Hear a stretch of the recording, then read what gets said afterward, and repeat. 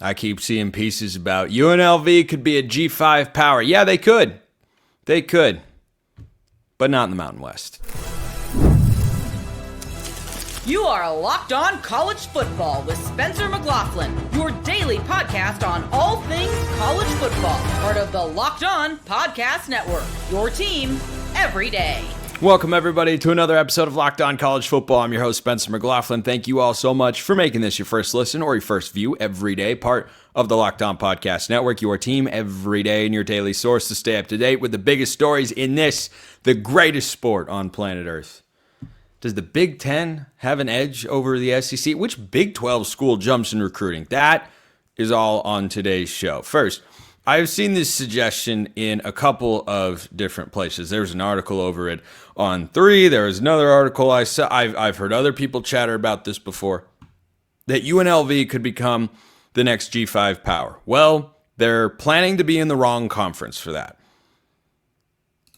You cannot become a group of 5 power the way you're envisioning, the way you're capable of, in what will be the new World Mountain West starting in 2026. It's not a strong enough league. Do you know who UNLV has on their 2026 schedule right now? You probably don't. But I did a little bit of digging, which means, a 5-second Google search. Their schedule next year includes North Texas, Akron, and Cal. That's all that is known because they don't know what their conference schedule is going to be because they still have to sort all of that stuff out. Well, if you want to become, the way UNLV has elevated themselves, which they have under Barry Odom the last several years, to become a perennial top 25 team, to have been on the brink of making the college football playoff last year in the Mountain West Championship game against Boise State, where they played in the last 2 conference title games, don't forget, they did all of that in a Mountain West that had some other big brands like Boise State, like San Diego State, like Fresno State. They're going now. Does UNLV, this is not an anti-UNLV segment because I do like UNLV. I do. Most of the year, not this time of year, most of the year, I live about 2 hours from Las Vegas. I'm there all the time. Vegas is great.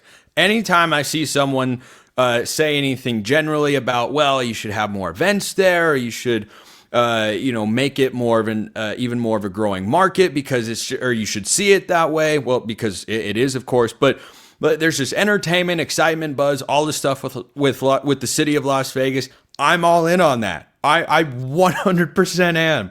I love Las Vegas. It's great. It might not be for everybody, but it's for me.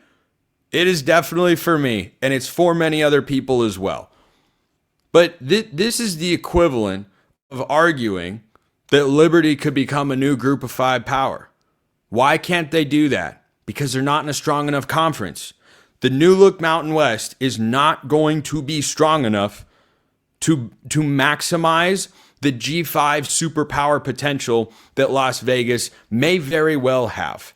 The number of people that are moving there, the amount of money that is there, the amount of buzz you can create, the high school recruiting that is there in the city of Las Vegas, all of those things do in fact line up for them to continue being a premier group of 5 brand. They're investing in athletics. I understand all of that.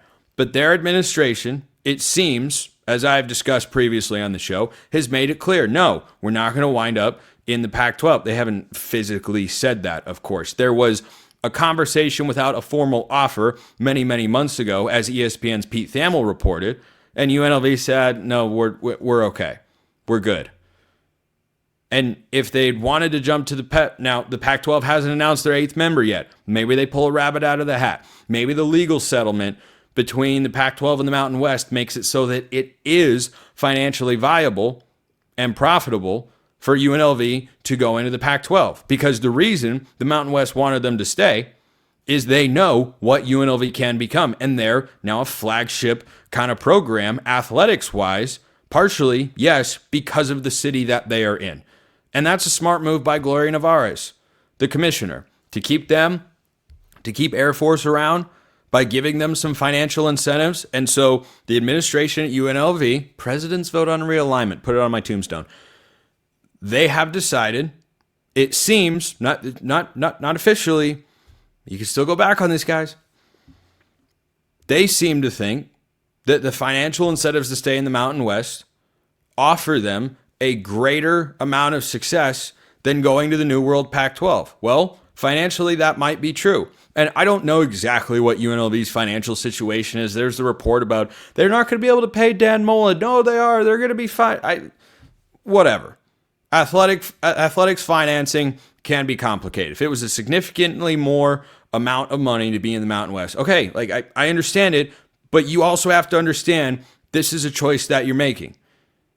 You do not have access to stay in the as relevant in the New World Mountain West as you would in the Pac-12. You just don't. You're not going to play in as many big games. You're not going to have the strength of schedule. Yes, you could go out and in a weaker conference, you could win a lot of football games. You can, if Dan Mullen still knows how to coach. I suspect that he's able to. I'm really interested to see what they are this year. Boise's, of course, the favorite in the Mountain West because why the heck wouldn't they be? But UNLV is an interesting team. They've got a bunch of new transfers. Dan Mullen's there in his first year. We'll see how it goes. It's an interesting situation that I'll continue to talk about here on the show. But the idea that they can become a group of 5 power in the Mountain West, sorry, you're in a league that now looks and feels more like Conference USA than it does even a Sun Belt. If you were, I would make this case more about James Madison than I would UNLV going into the Mountain West, which is still going to be a respectable group of 5 league, not going to be anywhere close to what it was. You have just lost so much brand power. You're probably going to have lost so much money from your television rights contract. They obviously feel they're probably making that up with, the extra cash that the Mountain West said they'd kick their way if they stick around. But if you're not playing in big games, if you're not playing opponents to where wins actually do something for you, then it's just not going to be feasible for you to ascend to be the new Boise State or, a Tulane or anything like that. You can't do it. You can do it right now. You can do it in 2026 or 2025, but you can't do it starting in 2026. You don't play in a strong enough conference. So unless UNLV were to reverse course, and I would be willing, not allowed to, but I would be willing to wager a significant sum of money that if UNLV picked up the phone and said, you know what, Pac-12, let's do it. Let's go into that conference. Now I can believe you. Do you have a tougher league to play in? Yeah, but that's also part of your advantage, is when you beat Oregon State, it means something. It means a heck of a lot more than when you beat Nevada or when you beat New Mexico. Can those programs be better than they have been? Sure. But are wins in the new Mountain West going to carry the same cachet as wins in the new Pac-12? Not even close. Not even close. So I keep seeing these articles. UNLV could be a power. Well, how many big games are they going to get on their schedule? What's the non-conference going to look like? They have a game against Cal next year. Okay, great. Let's say you win that game. What's that doing for? It's doing something. Worthwhile game, to be sure. But your non-conference right now for the Rebels is North Texas, Akron, and Cal. Yeah, sorry. That's not moving the needle. That's not keeping you on everybody's radar. It's not getting you into the playoff or making you a group of 5 power. Just my take on the situation. But I want to hear yours. Let me know your thoughts in the YouTube comments. Hit me up on Twitter, all that good stuff. Is there actually an advantage to being the Big Ten over the SEC? This year is going to tell us a lot. First, this episode brought to you by Monarch Money. Do you ever check your bank account and wonder, where did all my money go? Between dining out, online shopping, and entertainment, it's easy to lose track, and that is where Monarch Money comes in. Your personal CFO giving you full visibility and control over your finances. Monarch Money isn't just a budgeting app. It's a complete financial command center. You can track all your accounts, investments, and spending in one place, so you stop just managing your money and you start building wealth. All-in-one convenience is what they are all about. Instead of juggling multiple apps, you can use Monarch to consolidate. Check your finances, track spending, even plan long-term goals, all with Monarch Money. Take control of your finances today with Monarch Money. Use code LOCKEDONCollege at monarchmoney.com for 50% off your first year. That's monarchmoney.com, code LOCKEDONCollege, all one word, for half off your first year. Check them out at monarchmoney.com. So John Wilner over at the Mercury News had a really interesting piece talking about the Big Ten and the SEC and how the Big Ten is poised to actually go past the SEC or be in a better situation financially. Now, with the House settlement, if all of this stuff sticks and there are regulations and caps on the money that is flowing around and driving college sports, this argument becomes, I think, slightly less effective, because you have a more level playing field. If the Big Ten has the ability, and John makes some very good points, if they have the ability to pull away from the SEC financially, well, in an unregulated world of finances, yeah, that's a significant advantage. It's the same advantage the SEC had for a long time, just kind of under the table. Not saying other schools didn't, but I mean, we all know. Everybody that has, the ability to speak at least somewhat authoritatively on this sort of stuff has said, yeah, no, the SEC was paying people. I don't think I'm breaking any news there. I think we all knew. But the SEC, I think, was doing it more than a lot of the other conferences were. And that was I don't begrudge them for doing that, by the way. I really don't. Because it was always dumb that you couldn't give college kids money for them to come to the school and make money for the athletic department. Like that was always a ridiculous and unsustainable notion at some level. But that they were doing it then and everybody else doing it now, I think you've seen plenty of people who are not fans of the SEC point out, well, look at this. It's a great soundbite and tweet. Funny that the SEC has made a national championship game once everyone was able to start paying players. Okay. I think there's some merit to that. Sure. They don't have as big of a monopoly on talent as they used to. It's more spread out because of NIL and the portal. And that conversation usually goes to the portal. Well, depth is transferring out and guys come up from other levels. Just consider, for instance, Diego Pavia, transfer portal legend. JUCO, was it New Mexico State, and then Vanderbilt, and he's beaten Auburn twice and Alabama. I mean, the dude is the father of the state of Alabama. That's just law. That's just law now. That whole career trajectory doesn't happen pre-transfer portal. So yeah, it has changed the game in a significant way, and I think balanced the scales between the top of the sport and the next level. Because for a long time, Vanderbilt was never close to Bama. All of a sudden they beat them? Yeah, sure, it's year one of a new coaching staff, and that can have some hiccups and some bumps in the road. But Vanderbilt, come on now. Come on, what were they, 22.5-point underdogs in that particular game? That was the easiest spread pick I gave out on the show last year, by the way. But anyway, I digress. That sort of thing doesn't happen in the old world of college football. Nowadays, it does. But one thing I do push back on when these conversations come up about the SEC and paying players and now everybody can do it, yeah, sure, it's balanced the scales a little bit. Are you under the impression the SEC's never going to make a national title game again? Do you think they're just going to get left out? Do you think, oh yeah, see, now they're getting exposed? Like, well, no, it's just more of a level playing field. Michigan beat Alabama a couple of years ago in the Rose Bowl. It was an incredible game. Alabama was a 4th and 2 stop away from going to the national championship game and probably beating Washington. It's not like they've been super far away. Just because they're not able to have their champion be simply better automatically than everybody else doesn't mean they aren't getting back there one day. But the argument that Wilner makes, and I think he makes a lot of really good points, is that the Big Ten has a more lucrative donor base, if that's how you want to phrase it, to tap into. Basically, the cities where Big Ten schools are located are among the wealthiest with the most money in the country. You have far more wealthy big market cities in the Big Ten than you do in the SEC. And I've come across this particular narrative before of, the worst kept secret in college sports is as not every SEC school has a ton of money because they're not in major metropolitan hubs. The Big Ten now has Chicago and Los Angeles in it. There is indeed a lot of money in those places. Does all that money automatically come from the Big Ten schools in the area? No, not necessarily.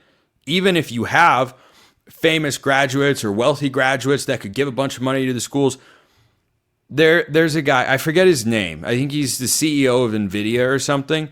He's a graduate of Oregon State, the Beavs, one of the two remaining schools with Washington State over there in the Pac-12. For those who forgot that whole thing happened, I certainly didn't. But this guy has been discussed for a while as a potential mega, but he's not. He's not Oregon State's Phil Knight. Oregon has their Phil Knight because it's Phil Knight, of course. But why doesn't Oregon State have this guy? So that was, I think, a presumption that I wanted to push back on from Wilner's article that, yeah, the money's there. Sure, there's some potential. Not everybody who graduates from a school is a big sports fan, which is crazy to me. Doesn't make a whole heck of a lot of sense. But I want to get back to the football point of this. I don't think until this year passes, we can declaratively say the SEC has a Big Ten problem. Because 2 years, Ohio State was really good. And yeah, they rolled through Tennessee. They beat Texas, who were the SEC runners-up. And, Georgia was not as impressive against Notre Dame as you would have liked. They would have been perhaps better at their quarterback. I think they still probably lose the game, even if Carson Beck starts. I think Gunnar Stockton was the problem in that playoff game.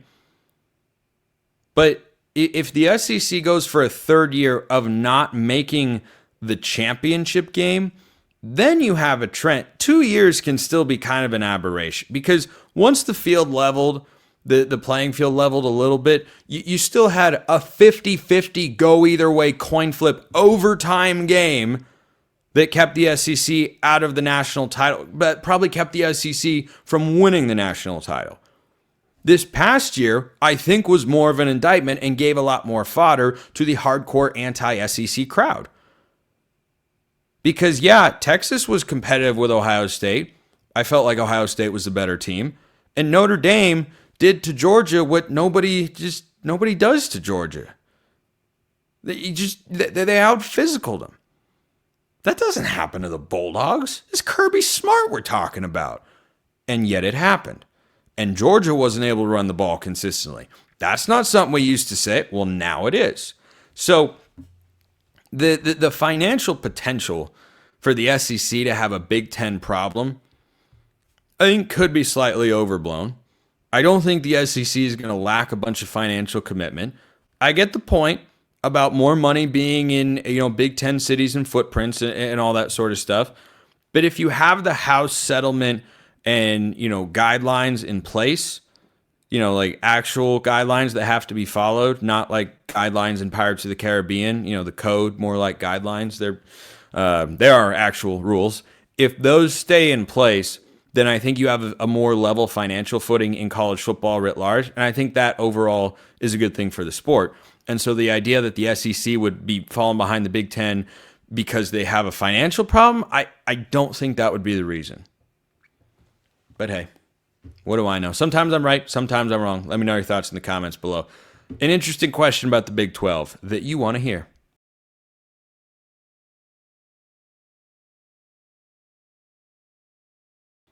Next week, I might need to do a panel debate on what got asked to me by Brian Smith of the Portal Podcast, a daily recruiting and NIL podcast here at the Locked On Network. He's just stirring the pot. Not like an evil witch or anything like that, but maybe a little bit. He tags myself and Drake Toll, who couldn't be bothered to chime in. He's probably busy with like his job or something like that. I don't really know. And it eventually got around to some other Big 12 hosts here at the network. Here's the question. Which Big 12 school not named Texas Tech makes the biggest recruiting jump in 2026? Parker Ainsworth of Locked On Cougars thinks it might be the team with a 5-star quarterback. Yeah, they have Keyshawn Henderson. Talked about him earlier this week on the show. Incredibly big pickup for the Cougs because you not only land a 5-star quarterback, you get him to shut it down as official visit season ramps up. He was going to go to Florida State and says, nope, I'm good. I'm sticking with Houston. That's the spot I want to be. Oh, well, that's a pretty big deal. And then I made my selection and brought Richie Bradshaw of Locked On Sun Devils into the fold because my answer is Arizona State. The answer is, or the question rather, is who outside of Texas Tech? Because Texas Tech, to me, should be seen as the favorites in the Big 12. I know it's a crazy thing to say. I know that they have underachieved, failed to meet expectations time and time again. I know we've been down this road. I get it, guys. I get it. However, the team they had last year was a good one. By any measure, it's a good football team.